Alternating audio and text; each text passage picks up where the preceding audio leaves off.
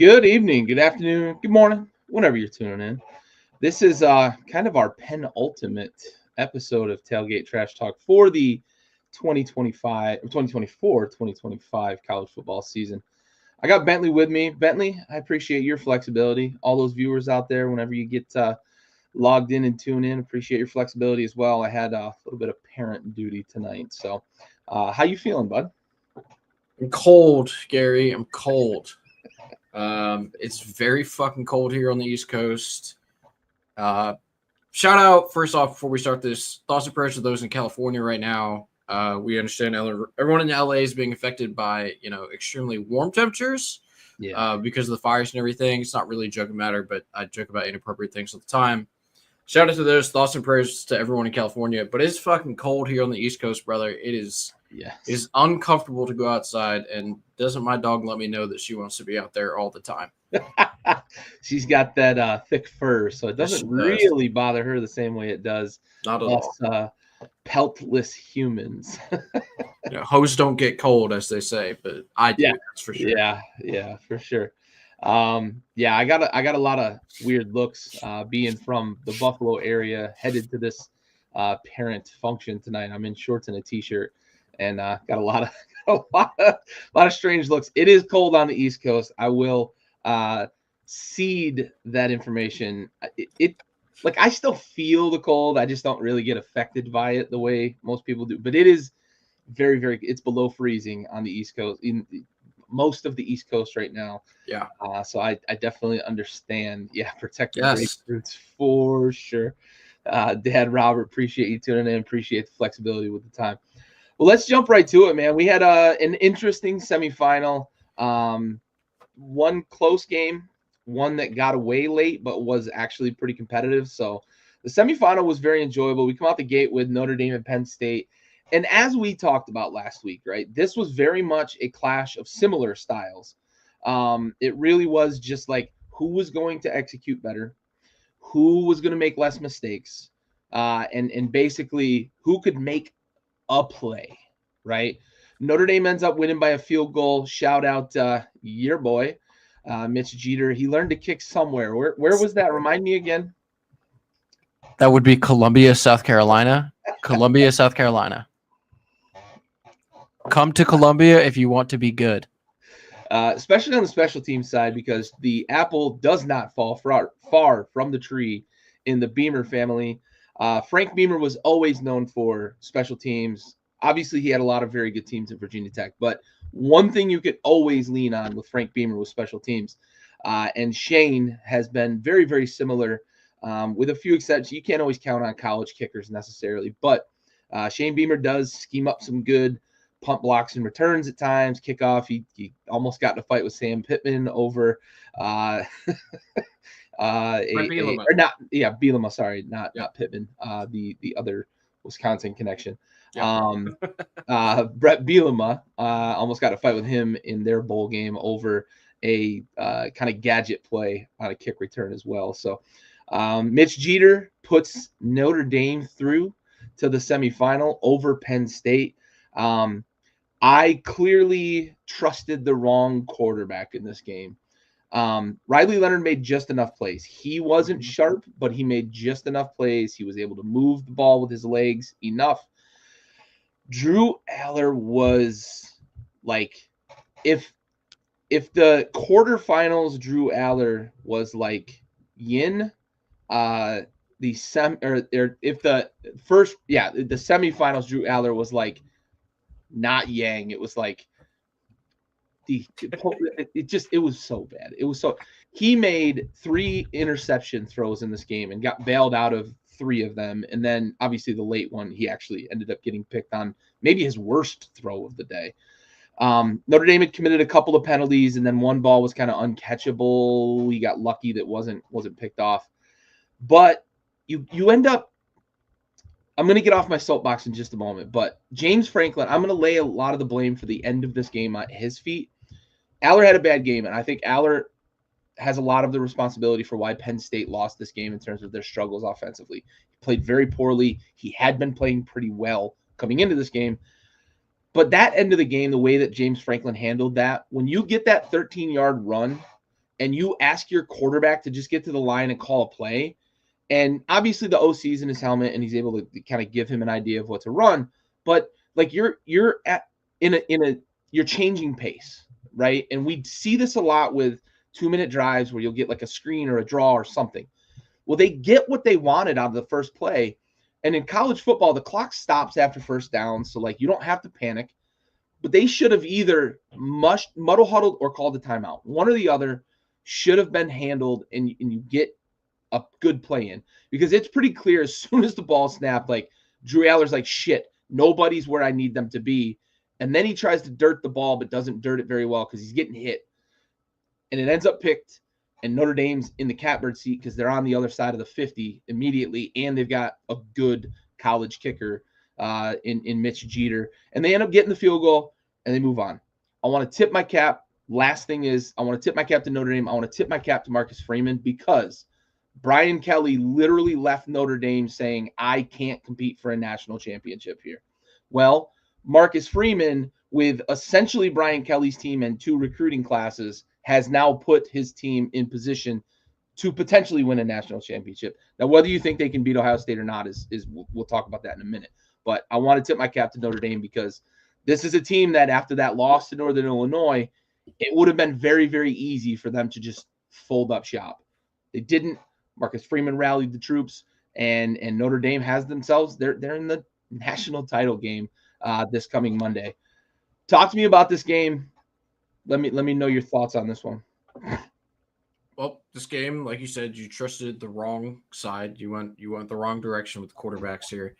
You look at the box score, and Drew Aller only shows up with 1 interception. But like you said, he threw 3 interceptable balls, and it was fitting that on the pitchy woo-woo at the end of the game, the last pass he threw was clear over his receiver set out of bounds, right? So like he threw like 8 uncatchable balls in this game. It's crazy. Yeah, it was truly a horrific showing. True, the antithesis of what we saw against SMU, what we saw against Penn State, or excuse me, Oregon in the Big Ten title game. Yep. It was like it all came crashing down.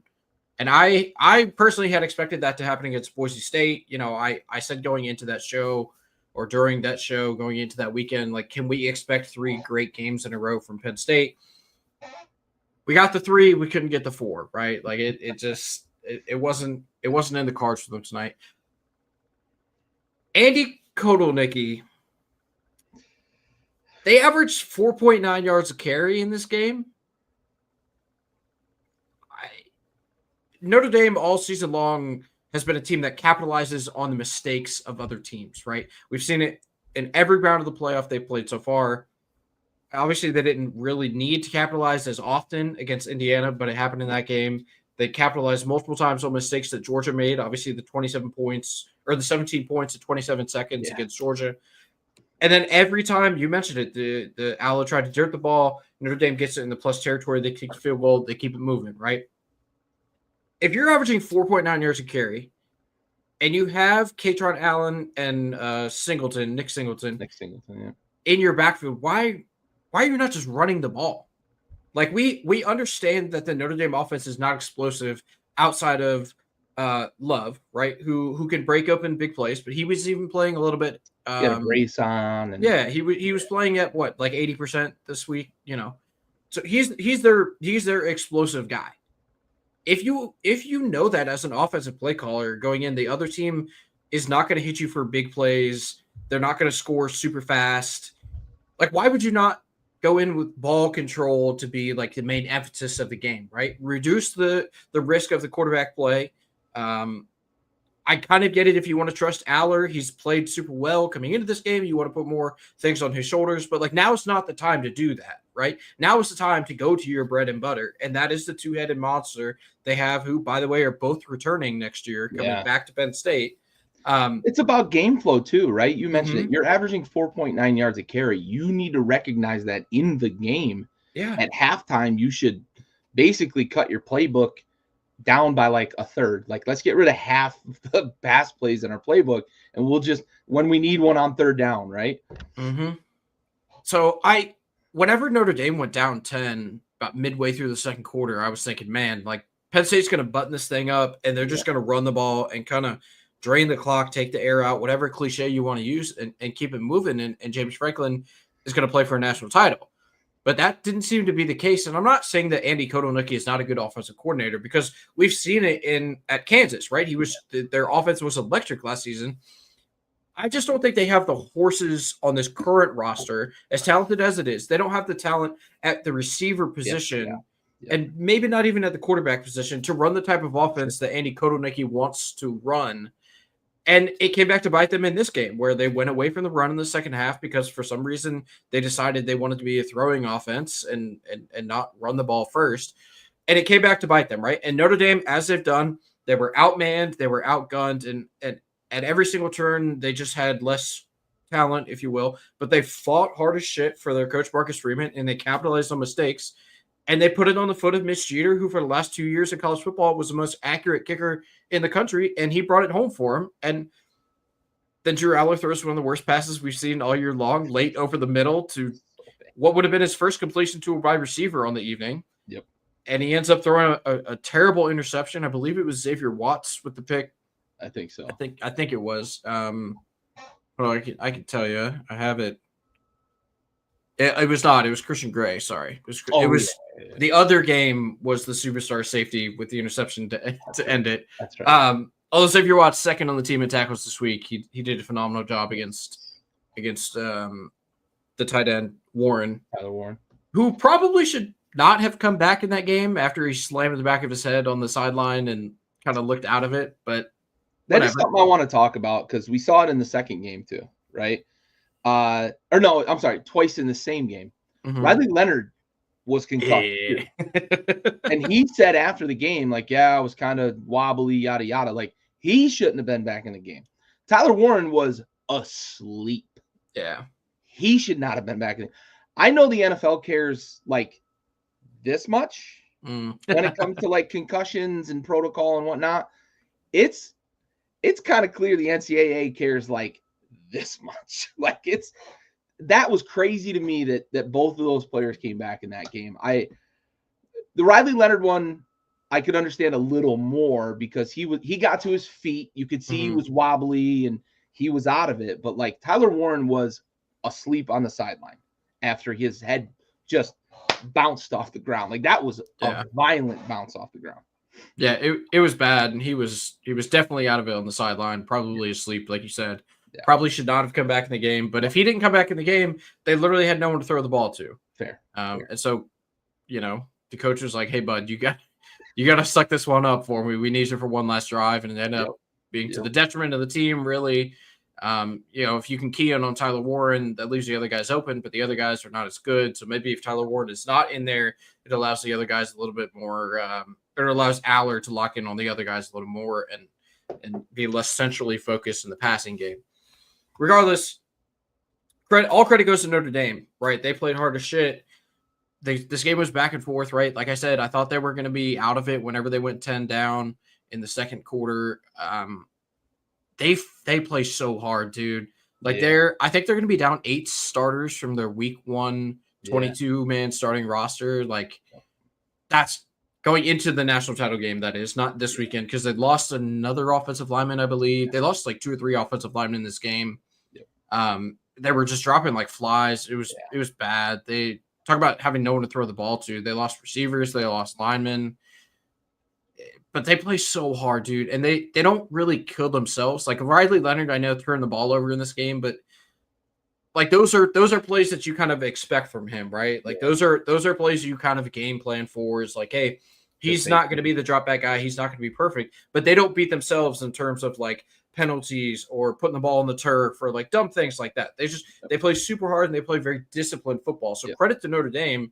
They have gone out and they haven't like gotten fluke victories, I don't feel like, in this playoff. Maybe if you want to talk to me about the Georgia, the 17 points in the 27 seconds, like that, okay, whatever, sure, I guess you might be able to make the case. But I feel like they've gone out and they've won all of these games that they've played rather than just kind of snatching victory from the jaws of defeat. Yeah, and this game was a wild roller coaster. One, I expected to see the under. I was 16-13-ish is kind of what I thought this game would play out to be. We had a wild, like you mentioned, the 10-0 deficit that they got to, and then they go and score, what was it, 17 unanswered, and then Penn State scores 14 unanswered, And then Notre Dame comes back and ties it up. They end up with 10 unanswered because they end up with a Mitch Jeter field goal that wins the game. It was like an absolute, like, just up, down kind of game that I did not, by any stretch of the imagination, expect from a Notre Dame and a Penn State game here. I just thought lean on the defense, lean on the running game. I thought both teams were going to really try to take the air out of the ball.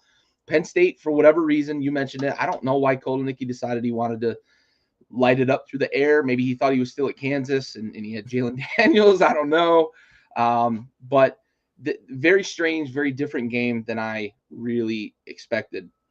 Question for you, right? Mm-hmm. Looking ahead now, Penn State's lost, so they've got to start looking ahead to 2025. Do you think Penn State can build on this, or do you still think that this James Franklin curse hangs over their head? Because they have a couple of freshman receivers coming in. I don't know. I don't think they did much in the portal on that front, but they bring back Singleton. They bring back Allen. They bring back Aller. They're going to be led by some upperclassmen on the offensive side of the ball, and we know they're going to be able to reload on defense because it's what Penn State does. Is Penn State way too early? Is Penn State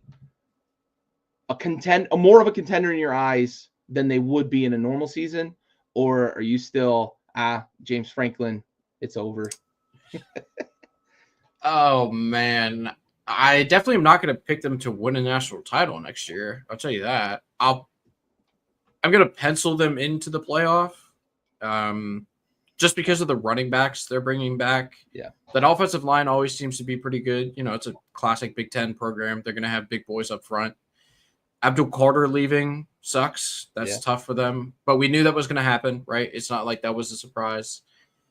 If the receivers are bringing in can be impact freshmen, then that'd be awesome for them. But really, kind of the big ticket receivers have gone already in the portal, and I didn't see any of them going to Happy Valley. Nope. So what you're really counting on is a full offseason of Kotelnicki with Drew Aller and these two running backs to kind of come in and carry the load for them. So I'll pencil them into the playoff. I'm not gonna pick them to. I'm not gonna pick them to win the Big Ten. I'm not gonna pick them to win the Big Champ or to win the national title. So if you want to say, are they a quote contender because I'm penciling in into the playoff? Sure. Are they going to be better? I don't know. You said all year long this is the most talented roster James Franklin has had, and I tend to agree outside of the wide receiver position because we know he's put guys in the NFL, but like this is a fucking good team. Like they're just a good team, but they're still coached by James Franklin, and that's that. Yeah, I tend to agree. I think their ceiling hasn't moved, even with the return of those guys. I think you're running it back and you're hoping one of those freshman receivers, if you're a Penn State fan. I got a buddy who's a big Penn State fan, so like I tend to have a minor soft spot. I was a big LeVar Arrington fan as well, so like a little bit of a soft spot for Penn State. But I think the ceiling remains fairly similar going into next year, with the one caveat that if one of those freshmen become an impact wide receiver, then you could probably see them be able to open up the pass game a little more. Sure. All right. Moving on to wrong graphic. Ohio State, Texas.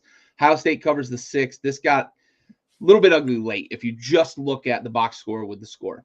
Texas was in this game, and I'm gonna give a round of applause. I'm gonna applaud Texas for the effort they put forth, because we spent some time last week talking about kind of what the path looked like for Texas. And for a good portion of this game, probably 40 minutes of this game, it felt like we might have been traveling down that path where they were going to be able to have a shot late. And they did. Unfortunately, they get the turnover with Jack Sawyer.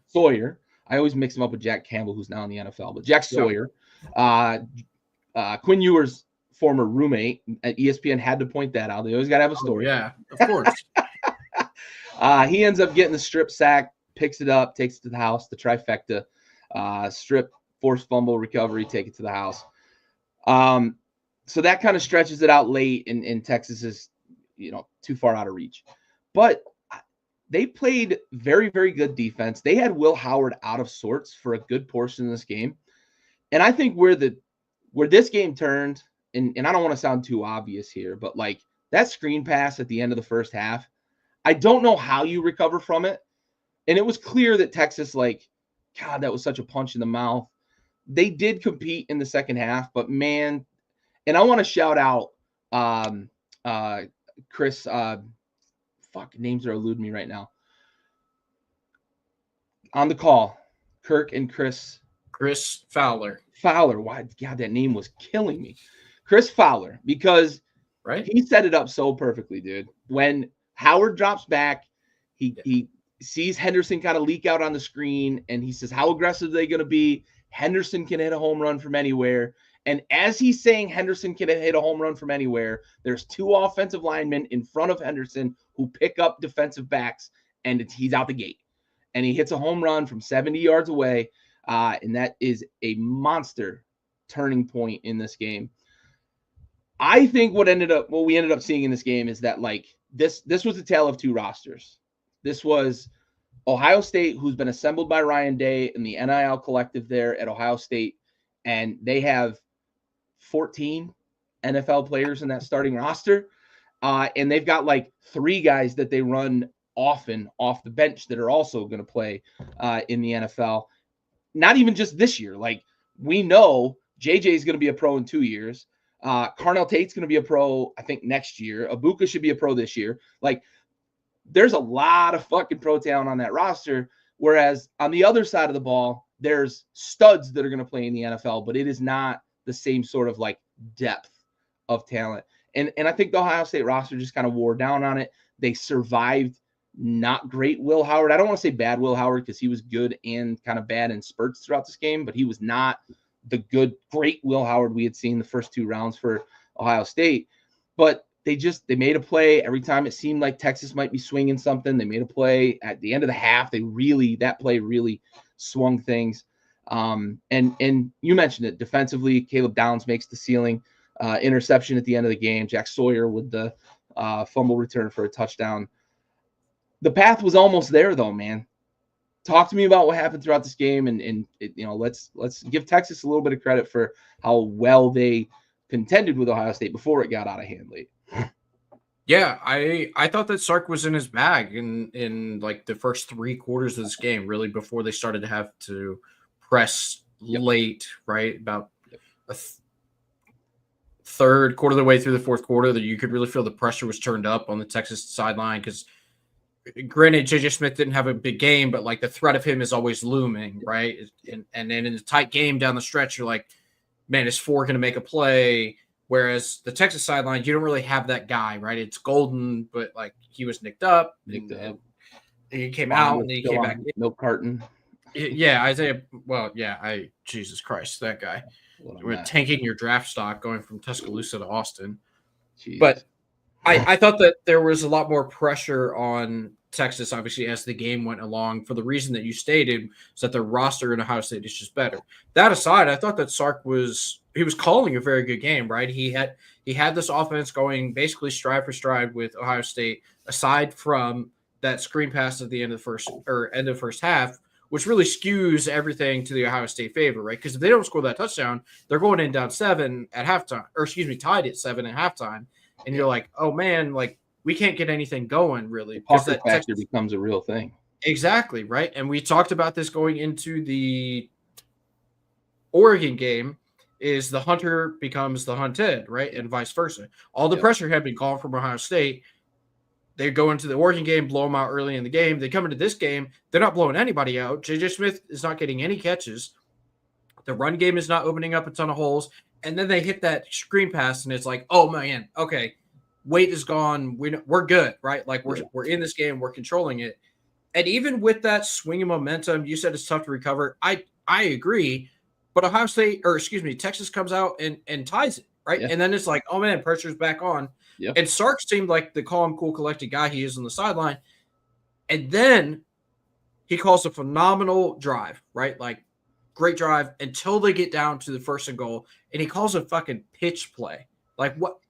You're getting push up the middle with your offensive line. Stay downhill. Exactly. Don't call that pitch play to Wisner, who's a speed guy, not a muscle guy. Like, the play calling inside the 10-yard line from Sark on that final drive, or I guess not final, but the turnover drive. Yeah, the backbreaking drive, the scoop and score drive, where they went 768 yards all the way down to the 8-yard line. It's like, that's just keep calling those plays. Like, yeah. I get that play calling becomes tighter in the red zone. It's, you know, you have that 12th defender with the back of the end zone. I understand you can't stretch the field, all that stuff, but like you have 3 NFL offensive linemen. Like, just tell them to push forward. I get that the daunting Ohio State defense is on the other side, but if it's been working, if you've been able to move the ball, why would you not continue to try that in the red zone instead of like a little pitch play? And then obviously the strip sack fumble from Sawyer. We've been talking about it all year long about how great this Ohio State defense is. It just reared its ugly head in this game, man. They're so incredible. They have so many talented guys on that secondary or on that defensive side of the ball. And then obviously, you know, after the scoop and score, you're like, man, I don't know what's going to happen here, but it was just nice to see that Quinn Ewers started his college career by completing passes to Ohio State players, and then he ended his college career by throwing passes to Ohio State players. I thought it was a nice ribbon, a nice bow on the present circle. Exactly. You're talking about storylines, ESPN. How about that one? Yeah, for sure. I do want to shout out Tailgate Trash Talk from January 8th, because you mentioned Sark was in his bag. We talked a lot about getting the running backs involved in the pass game. Jaden Blue had their first 2 touchdowns, and they were really they had found something. And it was clear that they knew that in a specific formation with a specific matchup against Jaden Blue that they had what was his name, Silers, I think is the guy that they were picking on. Simon, something like that. One of the linebackers was getting matched up. Cody Simon. Yeah. Both of his touchdowns, they got him matched up with Simon and scored. And it wasn't close either. Like it was clear they knew what they were doing and how they were going to exploit it, because he was like no defender near him. Yeah, on both of those touchdowns. So Sark, as you said it, he was in his bag, and those 2 touchdowns, it was clear that he had a plan, and they executed that plan for sure. Yeah, that was you. You called that on the show. You said, I think they have a chance if they get the running backs involved in the pass game. Team game here. Team game. Tailgate, letting everybody know how Texas can compete. You want to shout out Tailgate Trash Talk? Take a look at the date stamp on my little bubble there. Do you know what that date is, Scary? That's when you said Ohio State was going to win the national championship, correct? That is the day. That is the day I went back. I found the clip. I have the clip. Said I am picking Ohio State to win the national title. Listen, I'm warning everybody now that if and when Ohio State finishes the deed, the intro to Tailgate Trash Talk next year will have that clip in it, without a doubt. Mm-hmm. You nailed it 5 months ago now. I almost sent it to you last night when I clipped it, but I was like, you know what?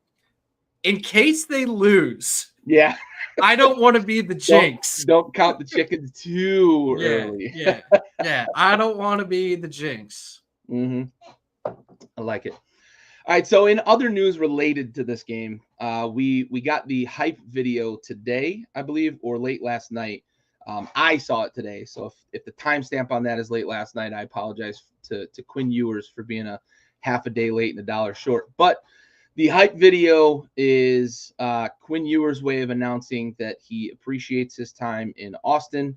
He appreciates everything that Sark has done for him. He appreciates everything that the fans supported and did for him and his teammates during his 3 years in Austin.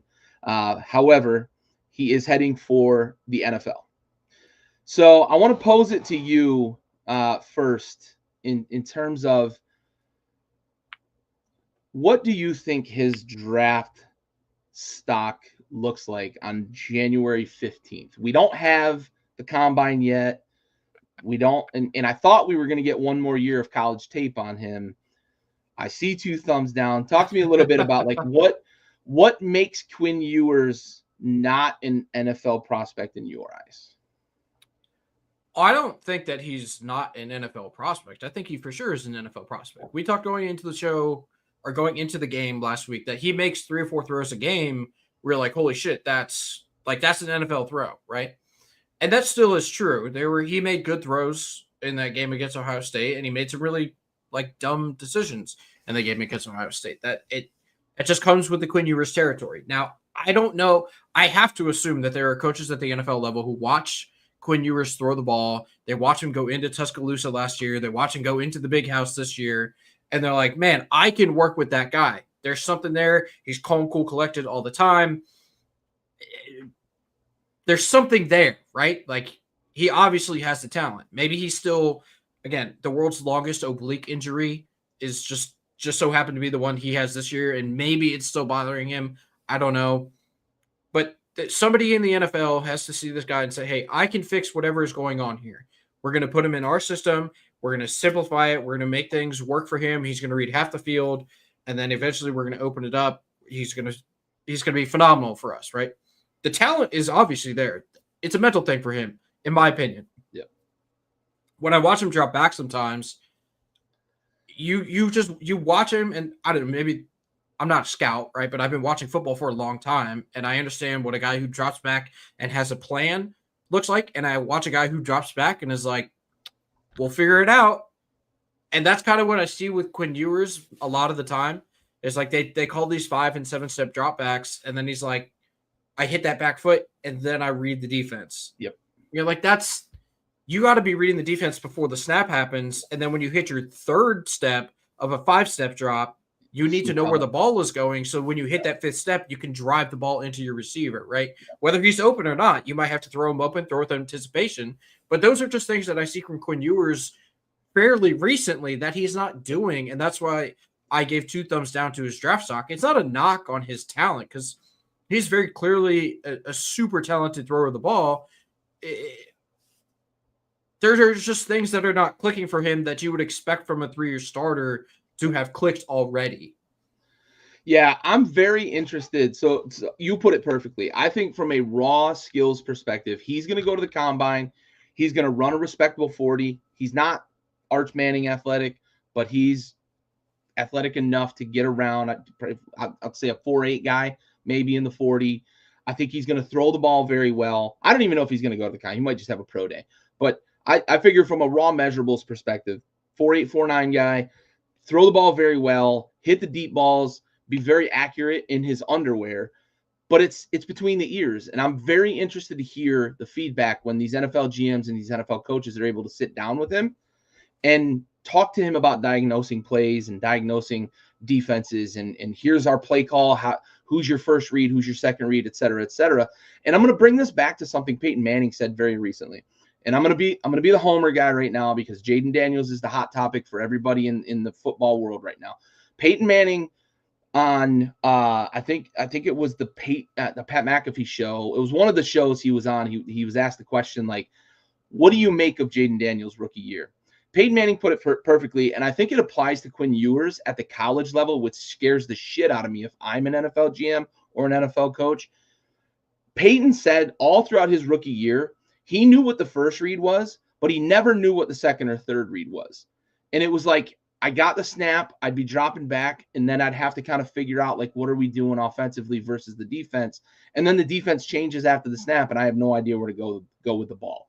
He says Jaden Daniels doesn't do that. He knows where his second, his third reads are, and he gets to them quick, and he's decisive, and he pulls the ball down and goes if he needs to. Quinn Ewers doesn't do that. It always feels very reactionary when it comes to what he's doing after the snap. And I think you put it perfectly that, like, guys have a plan and guys don't have a plan, and it doesn't feel like Quinn Ewers really has a plan. I think that there's a coach out there that's going to say, like, I can coach that. I can't coach a guy that can throw it 65 yards. I can't coach a guy that can throw it through a donut. I can't coach that sort of thing. And I think that's where Quinn Ewers does excel from a no shoulder pads, no pressure, no nothing perspective. I think Quinn Ewers is going to be able to impress people on his pro day. But I do wonder what we're going to start to hear from interviews when it comes to him talking to NFL clubs. So yeah. We'll see. We'll see how that goes. But all right. Anything you want to get to before we talk national championship? We can save the Natty for the last, so I'll just bring this up now. We have. I went back and I watched a lot of that episode from August 21st, and we each made a very large mistake. We made a big mistake, Gary. We made multiple small mistakes, but we made one very large mistake, and you doubled down on said mistake. We both locked in Liberty to the college football playoff because I, at that point in time, did not realize that Ashton Genty was going to light the world on fire. I said his name wrong in the show. I called him Jaunty. Yeah. I knew who he was, but like I didn't know, what he was going to do. But the Liberty thing, because we thought they might be the highest, like Group of 5 conference champion. I didn't think anybody was going to beat them in their conference. Hey Gary, why is it that you thought? I promise I'm not trying to cast dirt on your name or disparage you. You owe me this. Why is it? Why is it? Give me the reasoning behind your locking in of Liberty to the college football playoff. Because I thought Caden Salter was going to be phenomenal to the point that I thought he was going to be in New York as a Heisman finalist. I didn't call him the Heisman winner, so I at least didn't go that far, but I did go all in. I was way out on the ledge with Liberty, and that ledge broke really early in the season. Well, both of us were sitting on it, on the Liberty ledge. I was way out on the edge. You were. Do you remember the number of touchdowns responsible? I believe I said 50 total touchdowns. You said 60 touchdowns. I did say 60. Yeah. For Caden Salter. I don't have the number in front of me. I should have looked it up to see what it actually was. I believe it was 8 or something. Yeah, it was just shy of 60. He was right there. He almost got there. Got to halfway there. Yeah. That offense was terrible. They were terrible. They were not good this year. We both missed on the pick of them being in the playoff because I thought that they were going to run the table in the American and have no competition in that conference, especially with like SMU had left, or no, they were American. Either way, they had like no competition left in their conference, and I just thought they were gonna walk away with it. Yep. And I thought Caden Salter was going to beat up on really bad defenses in that conference. Instead, Caden Salter's in the transfer portal, moving on from Liberty because he wasn't able to dominate defenses in a bad conference. I think they're Conference USA, aren't they? I don't know for sure. I keep mixing up. I mix up American and Conference USA because they've changed fucking teams like crazy. The MAC is easy because they never change. Yep. But yeah, we did get some things right though. We both locked in Clemson. They're in Conference USA, and SMU had left Conference. Like looking at Conference USA, like how did Liberty not dominate Conference? But whatever. We both locked in Clemson. We were good there. We both locked in Oregon. We both locked in Ohio State. We both locked in Notre Dame, which is the one I thought I was going to get you with, but you were all over it because of the schedule. Yeah. We both, unfortunately, locked in Ole Miss. I picked Alabama. I picked Ole Miss to win the SEC. Yes, you did. I picked Jackson Dart to win the Heisman. So yeah, that's fair. I did. So I remember talking about Alabama, and I watched this last night, so I remember it. And I was like, yeah, Alabama, they host. I was like, they're probably going to run the table, right? Like, and I was like, they do have one really tough game. It is at home. They host South Carolina. Totally joking, by the way. And I said it in the clip. I was like, no, I'm really just joking. They actually host Georgia at home. That's going to be the tough game. Turns out margin of victory in the South Carolina game, smaller than the margin of victory than the Georgia game. Yep. Yeah, you shouldn't have said joking. True. I also said that I really liked Missouri to potentially win the SEC. And I said that they could go into Tuscaloosa and put up a fight. And if they win that game in Tuscaloosa, they could win the SEC. However, they lost that game 31-0. They got boat raced in that one. They did compete though in the SEC. They were fine. If Brady Cook hadn't been hurt, I think they'd had a much more. Yeah. I think they would have been probably a fringe team, potentially chasing a playoff spot. Well, Brady Cook did come to South Carolina and lose in the better Columbia. So Yes, he did. The better Columbia. Yeah. Long story short, you owe me a dinner, Gary. I do owe you a dinner. That was the wager on Caden Salter being in New York, and the only way he got to New York is if he went as a tourist. He was not invited by the Heisman collective. Maybe next year, Gary. Maybe. I won't go to that well again. I promise. No. There's another name. There's another Heisman name for next year, but we can save that. Okay. All right. We can save. Since you brought it up, I'll just go ahead and say it. You said the apple doesn't fall far from the tree when talking about the Beamer family. You're right. Frank Beamer, extremely successful with one specific, very mobile quarterback that he had in the program there in Blacksburg. Yeah, war number 7. His son, Shane, has a very mobile quarterback there in the program in Columbia. Where's number 16? I'm just saying. Yeah. Keep that name on your radar for sure. Hopefully he's getting Lenora Sellers, by the way. Lenora Sellers. Lenora Sellers, that's the name. Everybody write that down. Lenora Sellers. All right, well, let's shift gears to the national championship game, man. We've come all the way through a change in the playoff. We've come all the way through a lot of bumps in the road with NIL kind of evening the playing field. You know, the haves are a little closer to the have-nots in a lot of ways. You got a lot more upstart teams that can go grab a guy for a little bit of money and bring him in. Diego Pavia, right, at Vanderbilt. And these two teams have survived through the 12-team playoff, through conference championship weekend, which one of these teams did. Actually, both of these teams didn't participate in. One will never participate in it. But Notre Dame and Ohio State are matched up Monday night in the college football playoff national championship game. Ohio State is an 8.5-point favorite right now. I believe that's held pretty steady from the opening line.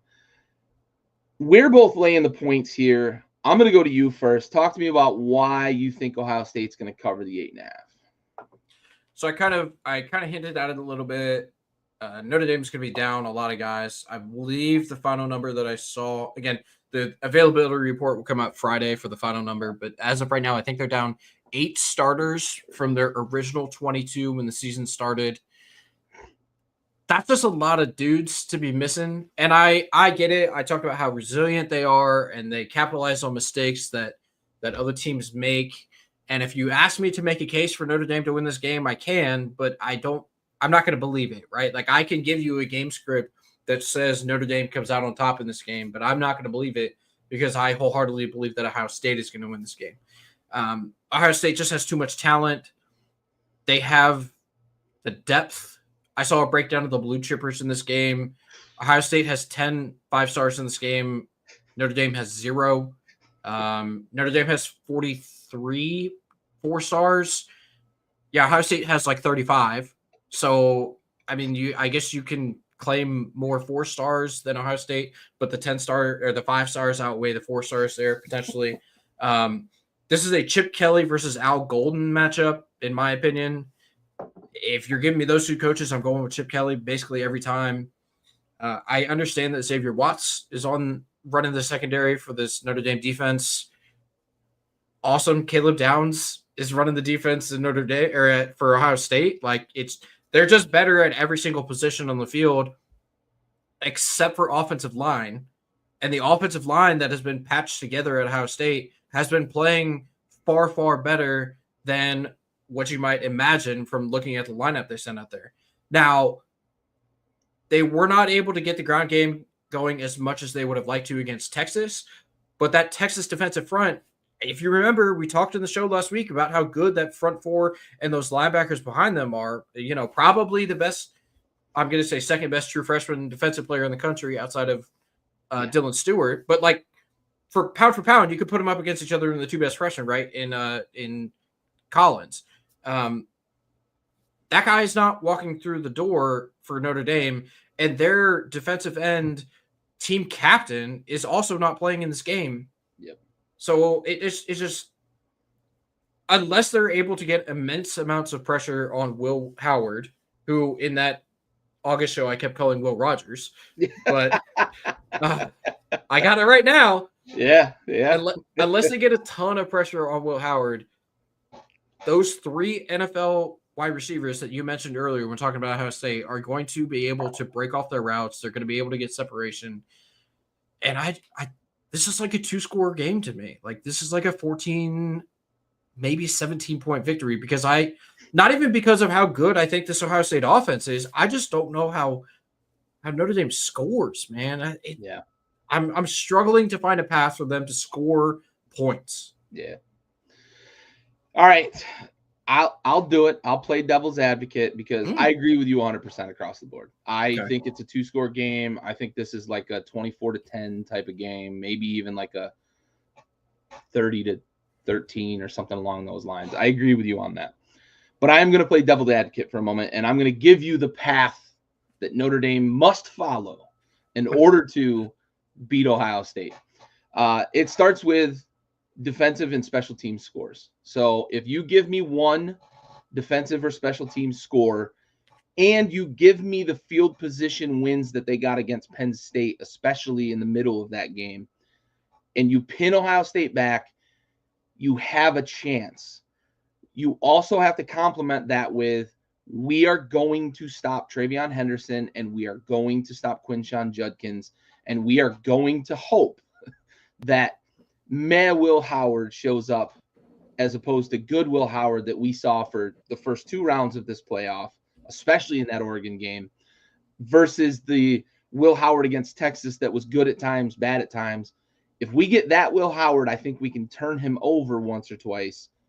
And if we can get a defensive score or a special team score, we win this game 17-16 if we're Notre Dame. And that's the path for Notre Dame. This game cannot get into the 20s because I agree with you completely. I don't know how Notre Dame scores 14 points on this defense. I think you can get 10.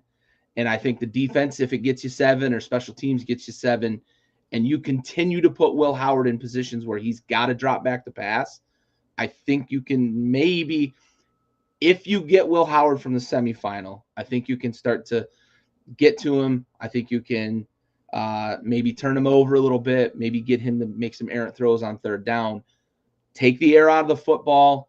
Jeremiah Love, if he's even close to healthy, he's going to have to get 20 totes, and they're going to have to get something out of their depth at running back. And Riley Leonard, give me 65 yards rushing. That's the formula. That all said, I do still agree with you. I don't think that path is going to come to fruition for Notre Dame, but that's the path I envision for Notre Dame to win this game against Ohio State. Yeah, if you tell me that Notre Dame wins the turnover battle by like 2, and then they get a special team, if they get a kick return from Harrison again, like there's a path, there's an opportunity, right? You just have to play an A+ game. Your defense has to play absolutely lights out. We saw the game plan from Texas. Like, if you can duplicate that game plan and don't turn the ball over. That's a big one. Don't give short fields to this Ohio State offense because they will take advantage of them. And you can force that Ohio State offense to make mistakes, which, as we've already laid out, Notre Dame capitalizes on mistakes from other teams. There is the opportunity, right? Like this, there is a reason they play the game, and they're not just handing the trophy to Ohio State. Like, this is a team that's fought hard all year long. They're going to go out. They're not going to back down from the fucking fight. They're going to go out there and they're going to fight for 4 fucking quarters, and they're going to play hard until there's double zeros on that or triple zeros on that clock. And there are ways, right? The special team score, like you said, if you win the turnover battle by 2, I think you could convince me that Notre Dame wins this game if those 2 things happen. 2 plus turnovers, and you get a defensive or special team score. There's the path for that to happen. Yeah, for sure. All right, let's talk something that kind of cropped up this week. Marcus Freeman's name is getting floated in some NFL head coaching searches, right? I know Chicago is casting a net that's wider than like comprehension. They've already interviewed 13 people, and they're going to interview, I think 20 is the list that they've got. Like, man, there's names like Ryan Pohl said. There's going to be names that you're going to be surprised. Like that's not always a good thing, homie. Mm-hmm. I feel bad. Shout out. I got a buddy that I served in the Navy with. He's a big Bears fan, and I feel your pain because the last 30 years I went through it with our organization. There's light somewhere at the end of the tunnel. I hope that they get this thing figured out.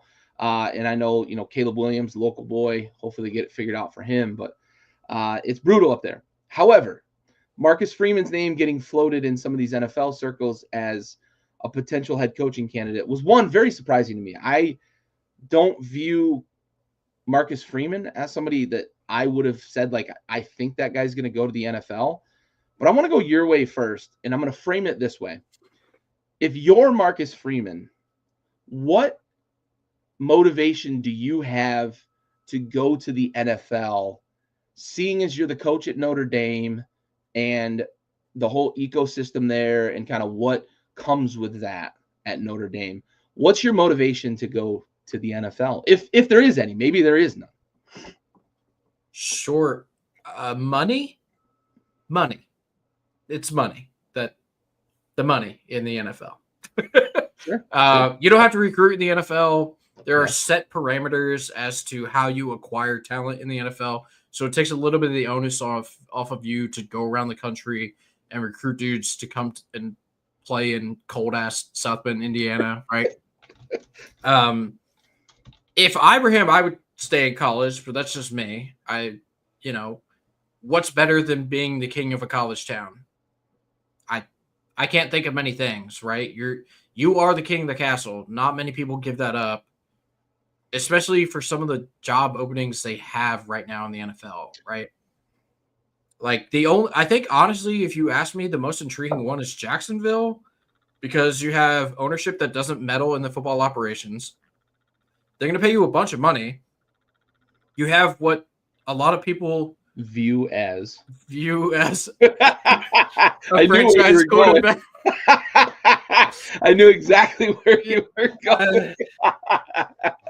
A lot of people think Trevor Lawrence is a franchise quarterback, right? Yes. You play in kind of an easy division. The Houston Texans don't look like world beaters. The Titans are a fucking mess.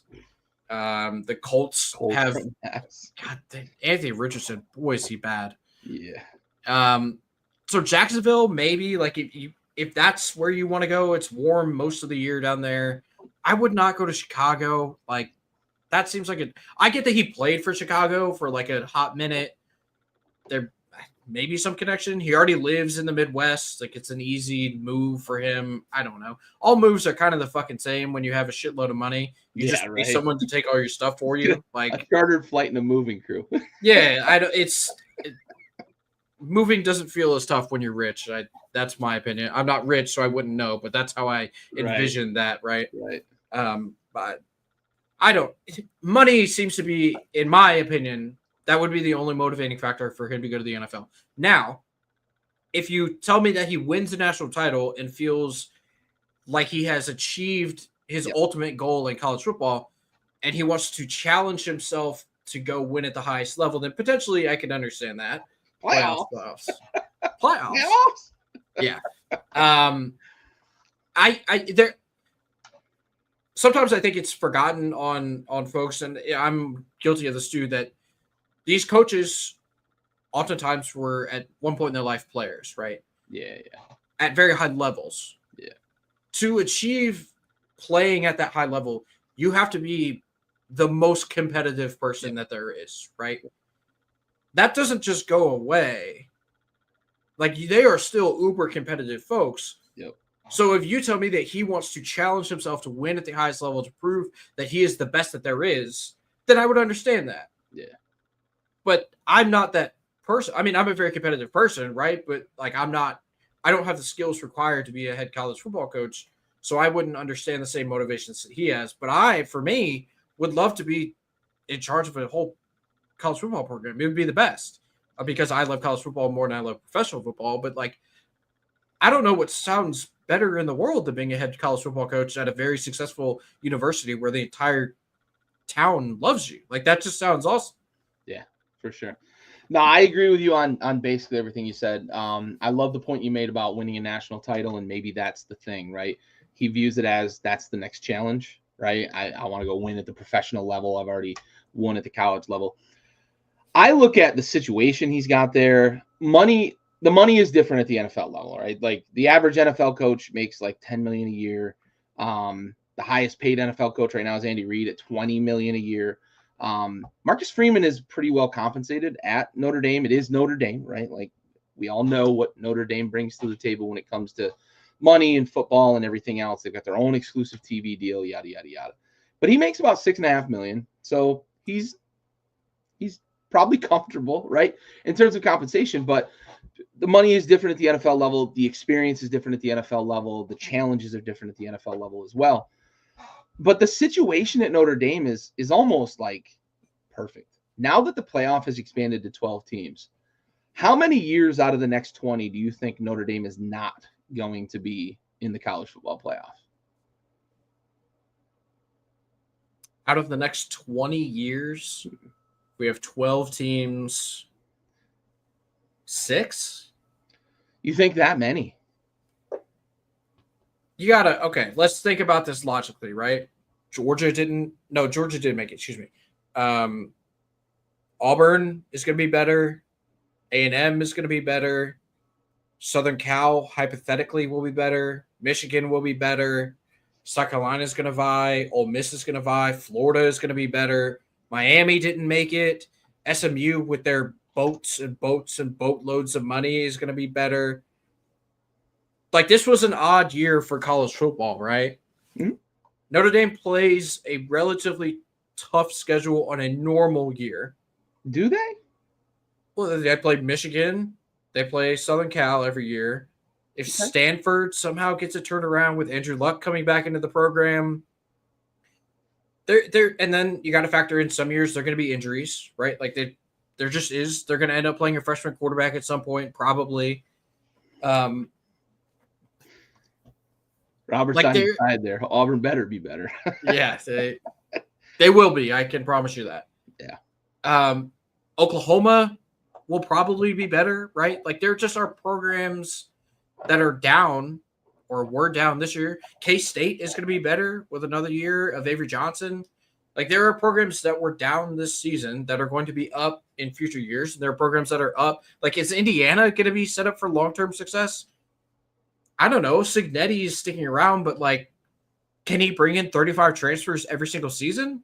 No, that's not how that works. Even when Dion did it 2 years in a row, the best two players on his team were there for both seasons, right? Shador and Travis Hunter. Like those two guys who were the best two players on the team were there for both times he went in and brought in a shitload of transfers. Signetti can't say that, you know? So, like, there are programs that are down this year that are going to be up. There are programs that are up this year that are probably going to be back down. So, there is still going to be variance within the college football landscape. And if you're telling me they make it 14 out of 20 years, I'd say that's pretty good. I look at it from the perspective of there's a very small probability in the world that if Notre Dame is a 1, 2, or 3 loss team, that they're not in the playoff. And over the last X number of years, Notre Dame has been a 1, 2, or 3 loss team, all but in the last since 2012 when Brian Kelly got there. They've been a 1, 2, or 3 loss team, all but like 3 or 4 years, and they've got the stability with Freeman right now. I look at it from the perspective of like he's going to be in the playoff just about every year, right? And he's got Notre Dame, and it recruits itself. Yeah, it's not as easy to recruit there because of some of the academic standards and whatnot, but I just think he's got a pretty cushy job. You mentioned it. The whole community loves him. The university loves him. The players love him. I've never gotten a hint that the players don't love playing for that guy. If it was a 12-team playoff, they'd have been in the playoff last year. They'd have been now on 2 years in a row in the playoff. I just think the brand of Notre Dame leans toward if there's a way to get them in the playoff, they're going to be in the playoff because they bring with them TV money on their own. The fan base is international. So I just think he's got a very, very cushy job there. I think the one thing that might motivate him is if he does win a national championship, if he views the NFL as the next challenge. I think that's the big thing. I look at it from that perspective because he's comfortable there, and they love him. And unless they go through a drought of like bad recruiting classes, I just don't see Notre Dame falling off that way, and not really competing in the playoff, especially because like rumor has it we're going to 14 by 2026 and we're going to 16 by 2030.